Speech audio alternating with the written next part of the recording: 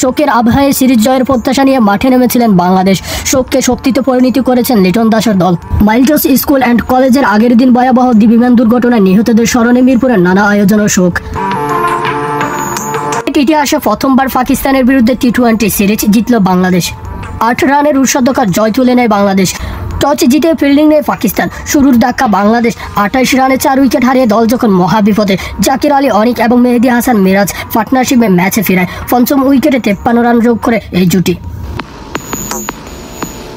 48 বলে 55 রান করে জাকিরের ইনিংস ছিল 5টি 6 এবং 1টি 4। 25 বলে 33 রান করে আউট হন মেহেদী। 2টি 6 এবং 1টি 4-এ মহামূল্যবান 25 বলে 33 রানের ইনিংস খেললেন শেখ মেহেদী। এই দুজনের ব্যাটে বল করে কিছুটা স্বাভাবিক ছন্দে ফেরা বাংলাদেশ 16 ওভারে 100 গন্ডি ফেরোয়, কিন্তু মেহেদী আউট হওয়ার পর আবারও তাদের ব্যাটিং দশ নামে। শেষ পর্যন্ত একা লড়াই করে জাকির আলী অনিক বাংলাদেশকে সম্মানজনক স্কোরে পৌঁছে দেন। 133 রানে শেষ হয় বাংলাদেশের ইনিংস। 134 রানের লক্ষ্য তাড়া করতে নেমেছিলেন পাকিস্তান, যদিও তাদের আয়ত্তের মধ্যে ছিল, কিন্তু রান তাড়া করতে নেমে বিপাকে পড়ে পাকিস্তানি টপ অর্ডারও 10 নামায় শরীফুল ইসলাম এবং তানজিদ হাসান সাকিব। 11 ওভারে 47 রানে 7 উইকেট হারায় পাকিস্তানি। ফাহিম আশরাফ এবং আব্বাস কিছুটা লড়াই করার চেষ্টা করে 32 বলে 51 রান করে আশরাফ, 13 বলে 19 রান করে আব্বাস। অষ্টম উইকেটে 41 রান যোগ করে এই জুটি, কিন্তু এটা জয়ের জন্য যথেষ্ট ছিল না।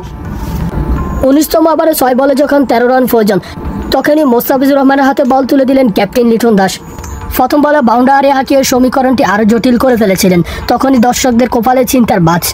তবে নামটা যে মোস্তাফিজুর রহমান, অসাধারণ কামব্যাক করে বাংলাদেশকে ম্যাচে ফিরিয়েছেন। 125 রানে অল আউট হয়ে যান পাকিস্তান। এতে ইতিহাসে প্রথমবার মতো টি-20 সিরিজ জিতল পাকিস্তানের বিপক্ষে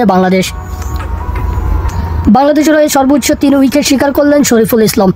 তানজিদ হাসান তামিম এবং মেহেদী হাসান মিরাজ দুটো করে উইকেট নেন। কঠিন সময় অর্ধশত রান করে দলকে লড়াইয়ে ফেরানোর ম্যাচ সেরা পুরস্কার হন জাকির আলী অনিক।